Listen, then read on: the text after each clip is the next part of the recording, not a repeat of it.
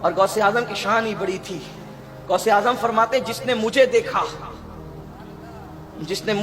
انشاءاللہ اس پر عذاب قبر نہیں ہوگا. جو مومن دیکھے اس پہ عذاب قبر نہیں ہوگا. وہ میں بخاری کی حدیث بیان کر رہا تھا. ام العلا سلام اللہ علیہا ایک بوڑھے صحابی تھے عثمان بن مظعون رضی اللہ تعالیٰ عنہ. وہ ان کی خدمت کیا کرتی تھی. وہ فوت ہو گئے. نبی علیہ السلام ان کی میت پہ آئے تو ام العلا نے رسول اللہ کی موجودگی میں کہہ دیا اے عثمان اللہ کے حضور تو آپ کے لیے بہت اجر ہے, جنتیں ہیں. تو نبی علیہ السلام نے کہا کہ ام العلا تمہیں کس نے بتا دیا کہ یہ جنت میں ہے؟ حالانکہ میں اللہ کا رسول ہوں, مجھے نہیں پتا کہ میرے ساتھ اور تمہارے ساتھ کیا ہونے والا ہے. یہ بڑے سخت الفاظ تھے. انہوں نے کہا کہ یہ رسول اللہ کی گستاخی ہو گئی ہے. حدیث بخاری میں لکھی ہوئی ہے, گستاخی انجینئر صاحب کر رہے ہیں. کہنے والے رسول اللہ ہیں, گستاخی انجینئر صاحب کر رہے ہیں. اور اس پہ میں نے جملہ بولا کہ اس سے بڑھ کر قرآن میں لکھا ہوا ہے سورۃ الاحقاف میں کہ اے نبی تم فرماؤ میں کوئی نیا رسول نہیں ہوں, مجھے تو نہیں پتا کہ خود میرے ساتھ اور تمہارے ساتھ کیا معاملہ ہونے والا ہے. لیکن ساتھ میں نے یہ بھی بولا کہ حالانکہ ہمیں پتا ہے کہ وہ اللہ کے رسول ہے صلی اللہ علیہ وسلم, قطعی جنتی ہیں, لیکن یہ امت کی اصلاح کے لیے تھا. یہ جملے اس میں سے کٹے میں کہتا ہوں یہ جملے کاٹ کے بھی میرے پہ فتویٰ کیسے تھا. ڈسکس تو بخاری اور سورۃ الاحقاف ہونی چاہیے تھی. اللہ کو گستاخ ڈکلیئر کرتے, رسول اللہ کو گستاخ ڈکلیئر کرتے, اس کے بعد بخاری کو ڈکلیئر کرتے. میرا تو چوتھا نمبر آتا تھا. کیسے ظالم ہے یار. اور پتہ نہیں کہ اس طرح کے جملے بول کے کتنے عاشقان رسول کو یہ ورگلا رہے ہوتے ہیں کہ جاؤ جی انجینئر پہ چڑھ دوڑو جا کے, اس بات کے اوپر کہ وہ قرآن بیان کر رہا ہے, احادیث بیان کر رہا ہے. ام العلا کہتی ہیں اللہ کی قسم اس کے بعد میں نے کبھی کسی کے لیے نہیں کہا کہ یہ جنتی ہے. اتنا میں ڈر گئی. اب مجھے بتائیں جو عبد القادر جیلانی کی طرف منسوب ہے وہ کہتے ہیں میں اپنے سارے مرید ہی جنت میں لے کے جاؤں گا. وہ تو شاید کوئی نہیں. لے جاؤ بابے اپنے تو جو آپ نے بنائے میں نٹھو ادھروں. آپ کی وہ فیصلہ آباد کی لینگویج نٹھو. اور میرا جو یونیورسٹی کا ایک روم میٹ تھا نا تو وہ کمالیہ کا تھا, تو مجھے کافی ساری وہ پنجابی نا فیصلہ آباد والی بھی اداں تے اداں ٹھیک ہے نٹھو, تو یہ سارے ہم تو بولتے ہیں نسو ادھروں. یہ انہوں نے کہانیاں بنائی ہوئی ہیں. خیر وہ کچھ دنوں بعد ام العلا نے خواب دیکھا. اس میں انہوں نے حضرت عثمان بن مظعون کا ایک چشمہ دیکھا. پھر حضور کو آگے بتایا. آپ نے فرمایا یہ اس کا عمل ہے. یعنی وہ خواب میں غیبی خبر ملی اور اس خواب کی بھی تصدیق وقت کے پیغمبر نے کی اور پھر کنفرم ہو گیا کہ اللہ تعالیٰ نے انہیں جنت میں بھیجا.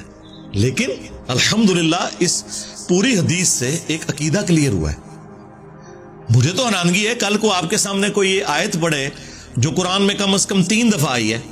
سورۃ الانعام کے اندر, سورہ الزمر کے اندر, سورہ یونس کے اندر. قل انی اخاف ان عصیت ربی عذاب یوم عظیم. اے نبی تم فرماؤ کہ بالفرض, اب یہ ہم بریکٹ میں خود لگا رہے ہیں, اگر میں بھی اپنے رب کی نافرمانی کروں تو مجھے اس بات کا ڈر ہے کہ بڑے دن کا عذاب مجھے بھی آ پکڑے گا. یہ آیت میں پڑھوں تو کیا کوئی مسلمان مجھے یہ کہے گا کہ انجینئر صاحب کہتے ہیں کہ اللہ کے نبی کو قیامت میں نعوذ باللہ عذاب ہونے والا ہے؟ او بھئی یہ تو اللہ کہہ رہا ہے اور نبی سے کہلوا رہا ہے, اس لیے کہ تمہارا کوئی بابا یہ جرت نہ کرے کہ میں ادو تک جنت نہیں ورنا جو تو سارے مرید لے نہ جاواں. کتے نہ لے جاواں اوتے ہی جسے تو جانا ہے. جنت ہی جانا سوکھا نہیں ہے. بخاری مسلم دونوں میں حدیث ہے نبی علیہ السلام نے اپنے ایک ایک رشتہ دار کو مخاطب کیا.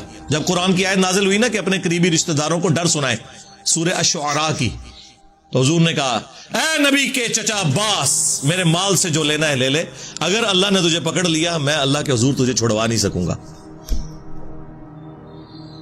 اچھا عباس تو اس وقت مسلمان نہیں ہوئے تھے, یہاں تو پھر بھی کوئی گنجائش نکلتی ہے. پھر حضور نے اپنی پھوپھی کو مخاطب کیا جو مسلمان ہو چکی تھی, سیدہ صفیہ سلام اللہ علیہ. اے نبی کی پھوپھی صفیہ میرے مال سے جو لینا ہے لے لے, اگر اللہ کے حضور پکڑی گئی تو میں تیرے کچھ کام نہیں آؤں گا.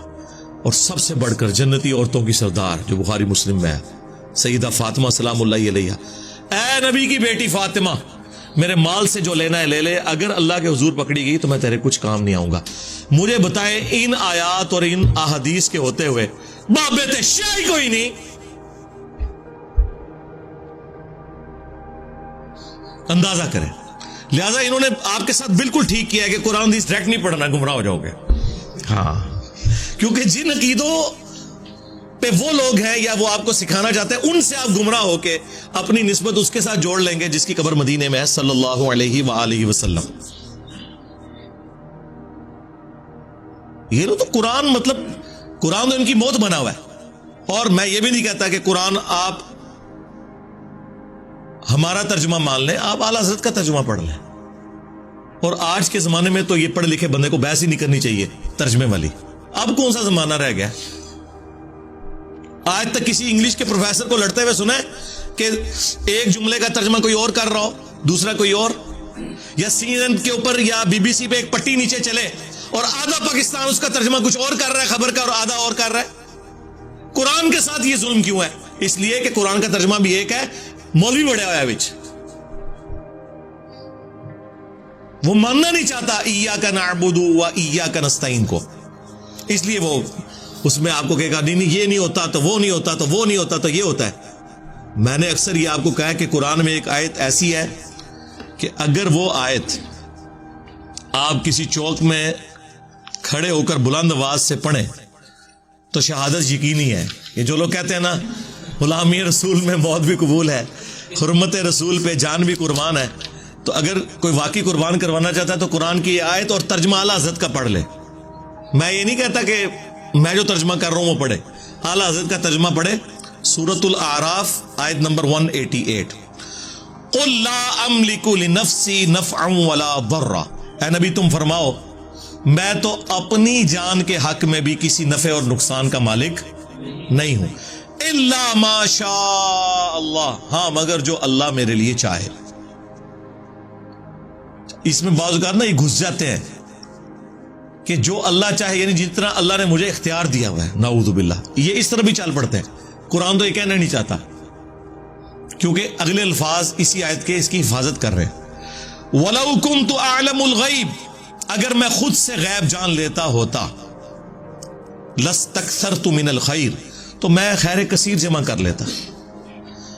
وَمَا مَسَّنِيَ السُّوءُ, اور مجھے کبھی بھی کوئی برائی نہ پہنچتی, کوئی تکلیف نہ آتی. کیونکہ اگر پہلے ہی پتا چل جائے کہ یہاں پہ تکلیف آنی ہے تو آپ بچ سکتے ہیں. اگر کسی شخص کو یہ پتا چل جائے کہ تم یہ روڈ کراس کرو گے تو ٹریلے کے نیچے آ جاؤ گے اتنے بجے اگر کراس کرو گے, اور مستقبل کی CCTV کیمرے کی ویڈیو آپ کو پہلے دکھا دی جائے, تو آپ نے پوری زندگی نہیں وہ روڈ کراس کرنی. یہی ہے نا. تو اگر مجھے پتا چل جاتا کہ ایسا ہونے والا ہے تو میں خیر, اور یہ واجب بھی ہے آپ پہ, یہ کوئی بزدلی نہیں ہے اگر آپ کو پتا چل جائے. اس لیے تو اگر کوئی برا خواب دیکھتا ہے تو صدقہ اور خیرات کرتا ہے. کیوں کرتا ہے؟ کہ تکلیف ٹل جائے, یہ ہمارا رائٹ ہے. تو نبی تم فرماؤ اگر میں خود سے غیب جان لیتا, ویسے تو نبی کو اللہ تعالیٰ غیبی خبر دیتا ہے, وہ تو قرآن میں واضح سورہ آل عمران کے اندر آیا, نبی تو ہوتا ہی وہ ہے جس کے پاس غیبی خبریں ہوں. وما كان الله ليطلعكم على الغيب, اور اللہ کی یہ شان نہیں ہے کہ تم عام لوگوں کے اوپر غیب کی کوئی اطلاع کرے. ولكن الله يجتبي من رسله من يشاء, بلکہ اللہ اپنے رسولوں میں سے جسے چاہتا ہے چن لیتا ہے. اور تمہارا کام ہے اللہ اور اس کے رسول کی خبروں پہ ایمان رکھنا. غیب کی اطلاع پیغمبروں کے پاس آتی ہے وحی کے ذریعے. تو اگر میں خود سے غیب جان لیتا تو خیر کثیر جمع کر لیتا, مجھے کبھی کوئی تکلیف نہ پہنچتی. ان انا الا نذیر و بشیر, میں تو نہیں ہوں مگر ڈر سنانے والا اور خوشخبری سنانے والا. لقوم یؤمنون, ایسے لوگوں کے لیے جو بات ماننا چاہیں, جو ایمان والے ہیں یا ایمان لانا چاہتے ہیں یا بات کا یقین کرنے والے ہیں. اور جو نہیں ماننا چاہتا, جو سویا ہوا ہے, اس کو تو آپ جگا سکتے ہیں, جو آنکھیں بند کر کے لیٹا آپ اس کو اٹھا نہیں سکتے. آپ مجھے بتائیں یہ آیت کو بیان کر سکتا ہے؟ اس میں تو کلیئر کٹ ہے کہ میں تو اپنی جان کے نفع نقصان کا مالک نہیں ہوں. تو سرکار پھر ہم اس پہ کیوں نہ بولیں کہ اگر رسول اللہ کا یہ سٹیٹس ہے تو تیرے باب دشاہی کوئی نہیں.